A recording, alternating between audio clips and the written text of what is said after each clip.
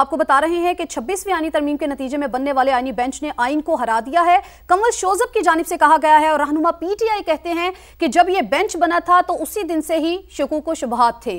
कंवल शोजब ने कहा कि यह मखसूस नशिस्तें पीटीआई की थीं और आज भी हैं। आज पीटीआई से ये सीटें छीनी गई हैं। उन्होंने कहा कि इंसाफ का कत्ल हुआ है, हम एहतजाज करेंगे। तो मखसूस नशिस्तें मिलने पर हुक्मरान इत्तेहाद को 2/3 अक्सरियत मिल जाएगी। इस पर तहरीक इंसाफ की जानिब से रद्द-ए-अमल भी आना शुरू हो चुका है।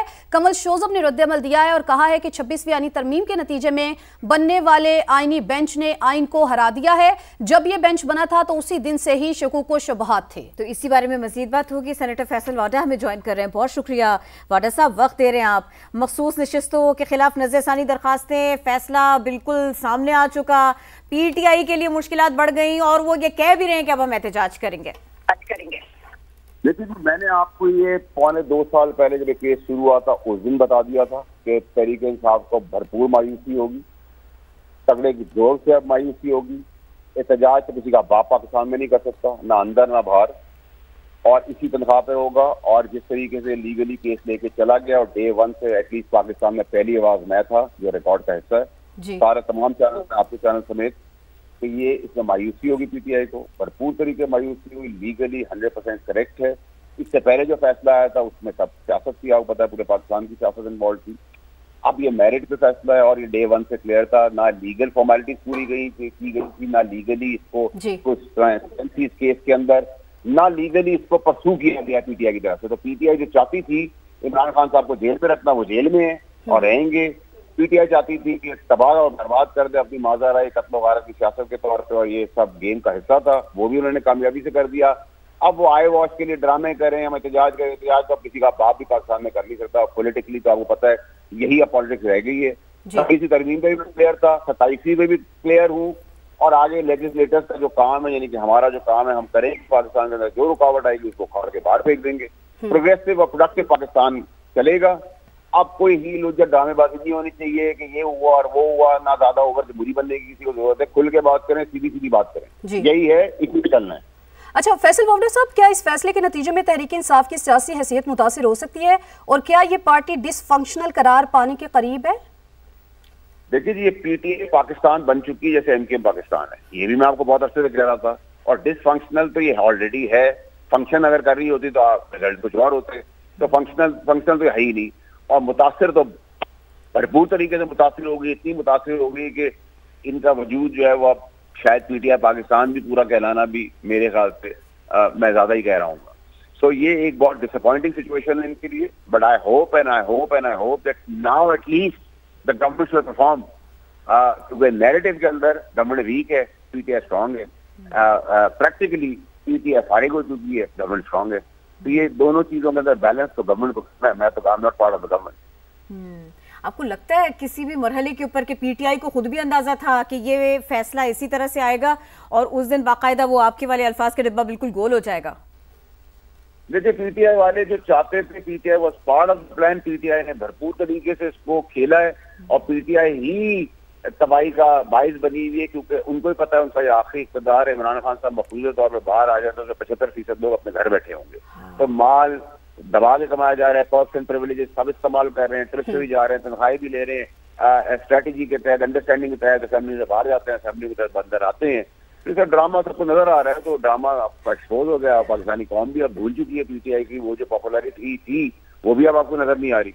और जी बात भी मुकम्मल करें, साथ में ये भी बताएं, अब इस फैसले के बाद हुक्मरान इत्तेहाद को 2/3 अक्सरियत मिले और फिर उसके बाद में उनके वो मुआशी तौर पे काम करना शुरू करें। राना सरा ने कहा कि ये तो बहुत बेहतर मौके होंगे, अब हम इकोनॉमी पे ज्यादा काम करेंगे, तो फिर नैरेटिव भी बनता जाएगा हुक्मरान जमात का। ऐसे लगता है आपको?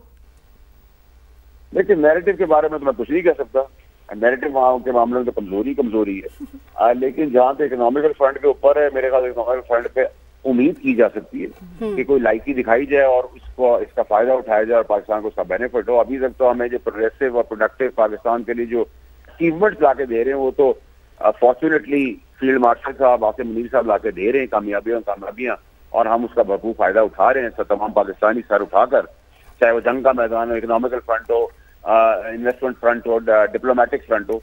तो कामयाबी अनफॉर्चुनेटली अगर डेमोक्रेटिक सिस्टम में नहीं है तो अनडेमोक्रेटिक सिस्टम से भी अगर डेमोक्रेटिक वे में कोई चीज पाकिस्तान के लिए भरपूर तरीके से आ रही है तो हमें उसे वेलकम करना चाहिए। एटलीस्ट हम उनके लिए तो रास्ता हमवार करें। अच्छा फैसल वावडा साहब, क्या ये फैसला उन तमाम सियासी जमातों के लिए प्रेसिडेंट बन सकता है जो पार्टी आइन की खिलाफ वर्जी करती है, और क्या तमाम जमातें इस फैसले से सबक भी सीखेंगी?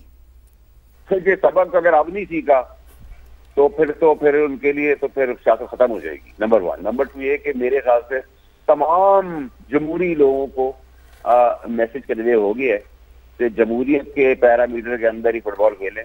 फुटबॉल बाहर खेलने की कोशिश की तो बॉल सर पे आगे लगेगी और धड़ाम से गिर जाएंगे। ये इसकी क्लियर कट मैसेज है और ये सबने रिट्रीव भी कर लिया मैसेज। ठीक है, सेनेटर फैसल वावडा साहब हमारे साथ मौजूद थे, आपका बेहद शुक्रिया। तो जनाब ये सुनिए, ये फिगर्स देखिए, ये सारे के सारे आदाद शुमार भी देखिए। सुप्रीम कोर्ट का फैसला, इसके बाद कौमी और सूबाई असम्बली की 77 मखसूस नशिस्तें बहाल, 77 मखसूस नशिस्तें हुकूमती इत्तेहाद में तकसीम करने का इलेक्शन कमीशन का फैसला बहाल, कौमी असम्बली की 22, सूबाई असम्बलियों की 55 नशिस्तें हुकूमती इत्तेहाद को मिल गए। हुक्मरान इत्तेहाद को कौमी असम्बली की 19 खवातीन, 3 अक़लियती नशिस्तें मिल चुकी। समा के नुमाइंदे सुहेल रशीद हमारे साथ हैं। सुहेल रशीद, ये ताजा नंबर्स बताइए इस फैसले के बाद जो अब बनते चले जा रहे हैं।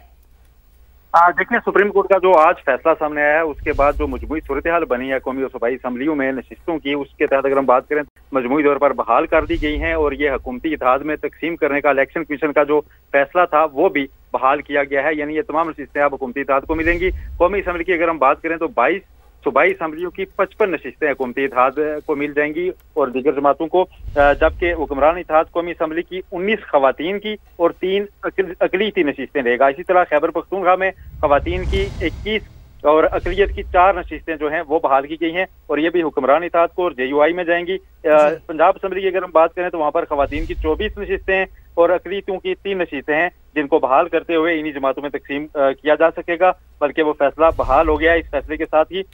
और फिर सिंध असम्बली में खवातीन की 2 और 1 अक़लियती नशिस्त जो है ये हुक्मरान इत्तेहाद और उसमें शामिल जो दीगर जमातें हैं और JUI, इन सारी जमातों में ये कौमी और सूबाई असम्बली में ये तमाम नशिस्तें तकसीम कर दी जाएंगी। जिस तरह से बिल्कुल इलेक्शन कमीशन ने अपने असल फैसले में ये करार दिया था कि इन नशिस्तों को खाली नहीं छोड़ा जा सकता, लिहाजा मुतनासिब नुमाइंदगी के असूल के तहत एक बार अगर ये तकसीम हो चुकी हैं तो दोबारा जो फ्लोर है या असम्बली होती है उसको मुकम्मल करने के लिए इनको दोबारा से तकसीम करना है उन्हीं जमातों पर जिन्होंने आम इंतखाबात में हिस्सा ले रखा है और कोई ना कोई नशिस्त उन्होंने जीत रखी है। उसी तनासब से उनमें दोबारा इनकी तकसीम करने का जो फार्मूला था उसको दुरुस्त माना गया है। अब ये तमाम 77 नशिस्तें इन जमातों को दोबारा मिल जाएंगी और सुन्नी इत्तेहाद कौंसिल और पाकिस्तान तहरीक इंसाफ का इन पर से दावा खत्म कर दिया गया है। ठीक है सुहेल, आपने बड़ा तफसीलन बताया कि अब जो ये मखसूस नशिस्तें हैं इनको किस तरह से तकसीम किया जाएगा तमाम जमातों में। आपका बेहद शुक्रिया। सुप्रीम कोर्ट के फैसले के बाद कौमी और सूबाई असम्बली की 77 मखसूस नशिस्तें बहाल हो चुकी हैं।